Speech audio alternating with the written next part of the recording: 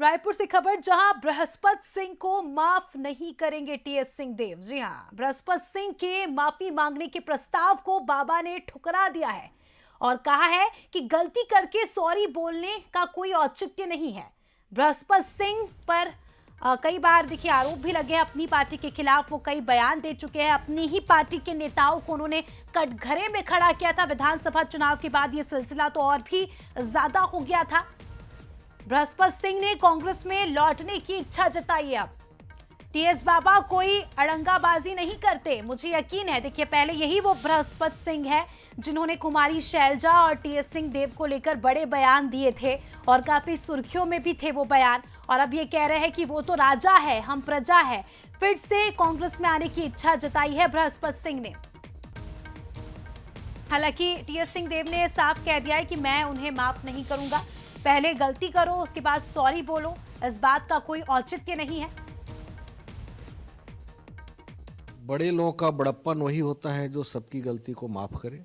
और हम छोटे लोग जो भी हैं, अगर अपने बड़े लोगों के सामने कोई झुक के अगर हमसे कोई भूल चूक गलती हुआ है, किसी को ठेस पहुंचा है, कोई आघात पहुंचा है, तो उसे क्षमा मांगने में भी कोई परहेज नहीं करना चाहिए। मेरे ख्याल से बहुत वरिष्ठ नेता है और पार्टी हाईकमान ने उनके ऊपर जवाबदारी दी है, तो अपनी जब पार्टी की के अच्छे रीति नीति सिद्धांतों को आगे बढ़ाने के लिए, पार्टी को मजबूत करने के लिए कोई भी ऐसा डंगाबाजी नहीं करेंगे।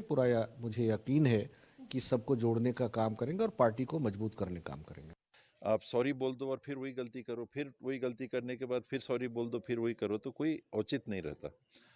आपके मन में वाकई में अगर ये लगता है कि हाँ कुछ ऐसी बात है जो स्थायी फिर रहती है, वो भाव अगर है, तो फिर बात सॉरी कहने की कोई ज़रूरत ही नहीं है। और बाकी पार्टी में आने की बात है, वो मेरी नहीं है। बहुत साथी हैं राजनीति में। जब आप भाग लेते हैं या किसी भी जॉइंट इवेंट में जहाँ मिलजुल के काम करना है, तो सभी का राय, सभी की सहमति लेके फिर होना चाहिए। चलिए, इस खबर पर हमारे रायपुर ब्यूरो चीफ गौरव शुक्ला जुड़ चुके हैं, उनसे जानकारी लेंगे। गौरव, ये वही बृहस्पति सिंह है जो विधानसभा चुनाव के बाद इनके तेवर बदल गए थे। अपने ही पार्टी के नेताओं को इन्होंने कटघरे में खड़ा किया था, टीएस सिंहदेव पर निशाना साधा था। लेकिन अब इनके सुर बदले हैं, माफी मांग रहे हैं और कह रहे हैं बड़े हैं, बड़प्पन तो दिखाना ही होगा। जी बिल्कुल, देखिए बृहस्पति सिंह वो नेता है कांग्रेस के जिन्होंने चुनाव हारने से पहले भी टीएस सिंहदेव पर कई सवाल खड़े किए थे। उनके वाहन पर भी हमला हुआ था, उसका भी आरोप उन्होंने लगाया था कि टीएस सिंहदेव के लोगों के द्वारा उसमें हमला हुआ था। और विधानसभा चुनाव में पार्टी की करारी हार के बाद तो जिस तरीके से बृहस्पति सिंह का बयान आया था, उन्होंने न केवल टीएस सिंहदेव को इस पूरे मसले पर घेरा था, उसके साथ ही साथ तत्कालीन जो प्रभारी थी कुमारी शैलजा, उन पर भी सवाल खड़े किए थे और कहा था कि जो कार्रवाई कुमारी शैलजा को करनी थी वो कार्रवाई नहीं की थी। और जिस तरीके से आज बयान सामने आया है बृहस्पति सिंह का, वो कहीं ना कहीं चौंकाने वाला इसलिए है क्योंकि जिस पार्टी को लेकर उन्होंने बड़े बड़े बयान दिए, पार्टी ने उन्हें निष्कासित भी किया, उसके बाद अब एक बार फिर से वो उसी पार्टी में जाना चाहते हैं। और जो समिति बनाई है कांग्रेस ने, घर वापसी के लिए समिति बनाई है, जो ऐसे नेता विधानसभा चुनाव के दौरान पूर्व विधायक या फिर जो नेता पार्टी छोड़े थे, उनको वापिस लाने के लिए जो समिति बनाई है, जो पूरे प्रकरण को देखेगी, उसके बाद किसे लाना है किसे नहीं लाना है, उस समिति में खुद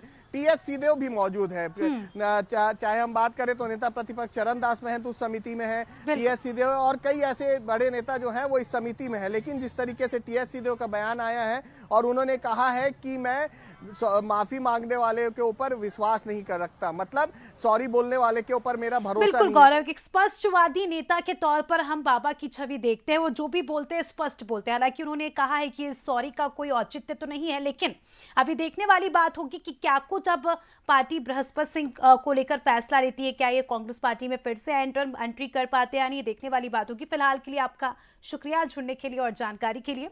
अब